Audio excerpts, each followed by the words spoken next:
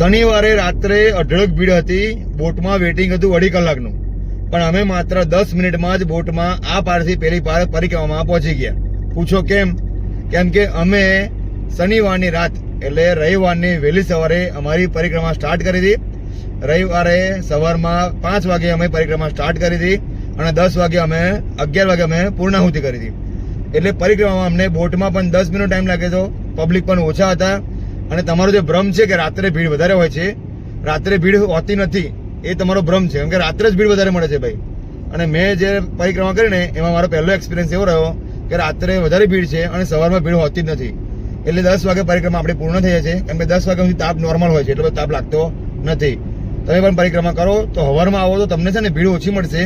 શનિવારે રાત્રે છે ને ભીડ બહુ મળે છે ભાઈ. કેમ કે આ લોકો શું કહે છે શનિવારે ભીડ ના હોય કરીને 2.5 થી 3 કલાક વેટિંગ બોટનું હોય છે.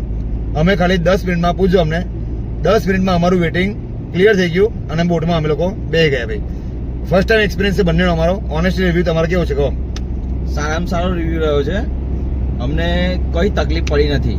અમે આરામથી 5 કલાકમાં 5-5.5 કલાકમાં આરામથી આખી પરિક્રમા પૂર્ણ કરી દીધી છે. દરેક જગ્યાએ બેસ્ટ સુવિધા છે. પોઈન્ટ ટુ પોઈન્ટ નાસ્તાની, ચા પાણી દરેક સુવિધા છે. કોઈ તકલીફ નથી. ગુજરાત પોલીસ પર આપણા સેફટી માટે ત્યાં છે જ. આપણે એમને સપોર્ટ કરવાનો છે, તો એ આપણી સેફટી માટે ત્યાં જ ઊભા છે.